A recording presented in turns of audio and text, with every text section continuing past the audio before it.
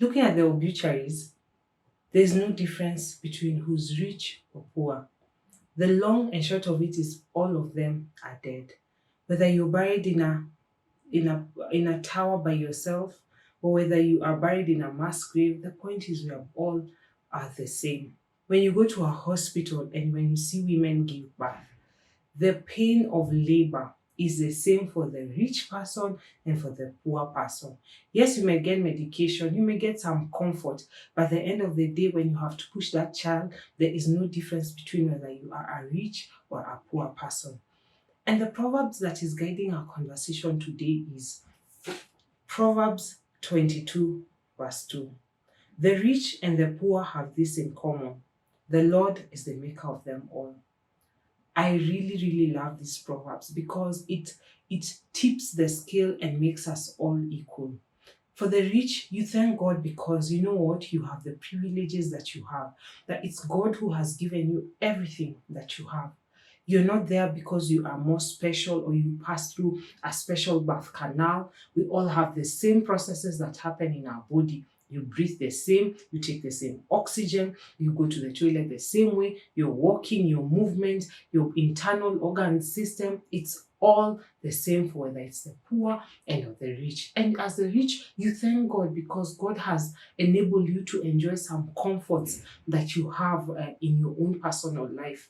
And for the poor, it prevents you from having envy or from pitying yourself because you realize, you know what, we are all the same. We are all breathing the same oxygen. We are all walking in the same manner. And we will both die. We were all given birth in the same processes. And the Lord is the maker of both the rich and the poor.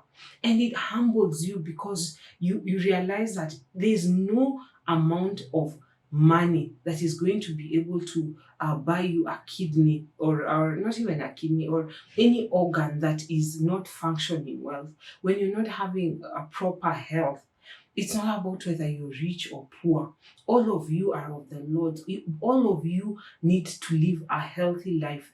And that's when you realize material things of life, the things that the society pushes on us that this is important, this is critical, is actually a facade. Because when a woman is crying in the pit from the bottom of her heart that she desires a child, the one who is poor and the one who is rich is just experiencing the same emotions. They're both experiencing the emotion of wanting to have a child, and the cry is the same. It doesn't care whether this person is in a Range Rover, this person is driving in a bicycle. I know the world says it's better to cry in a Mercedes or than in a bicycle, but let me tell you, when you're crying for a child, it doesn't matter whether you're rich or whether you're poor. Or if you're in a bad relationship, there are people in bad relationship who are they are rich, and there are people who have bad relationship who are poor. And it's the emotion that they both go through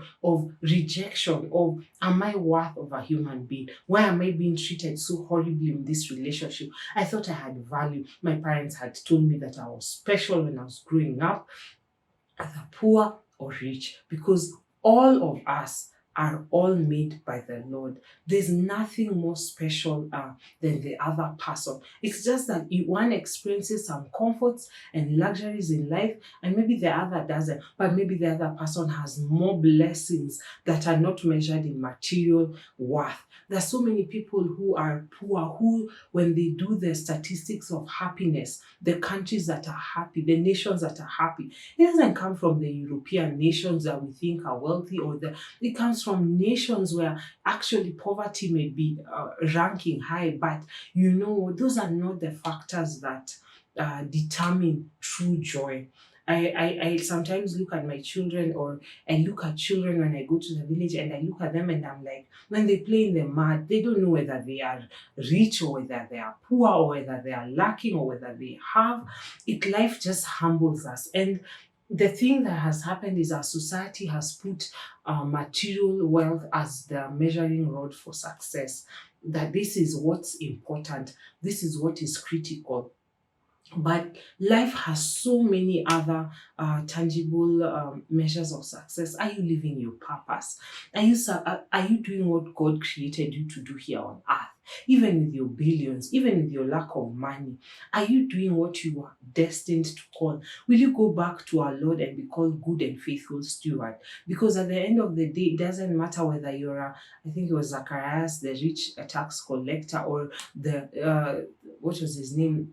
Lazarus, the man who died who was poor. At the end of it all, when we go back home, it's all about, have you achieved your purpose? Because the Lord, who is our maker, put in each one of us a purpose. He determined and declared that you, Mawia, have a purpose and I have sent you here on earth. Whether it will be through funds that you will achieve it through, or through your gifts and your talent, it doesn't matter.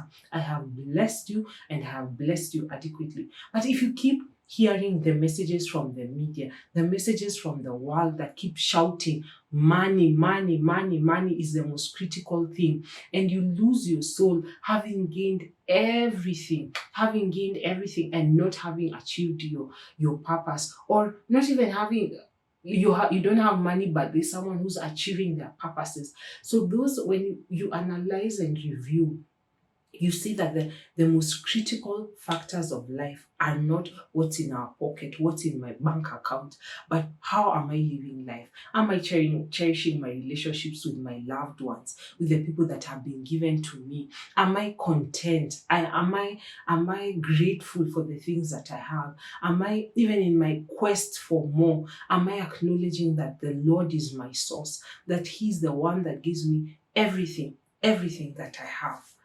So Proverbs 22 verse 2, the rich and the poor have this in common: the Lord is the maker of them all. Welcome to my channel, where I share stories and lessons from my favorite book, the book of Proverbs, and other books that I'm currently reading. Thank you so much for watching my channel.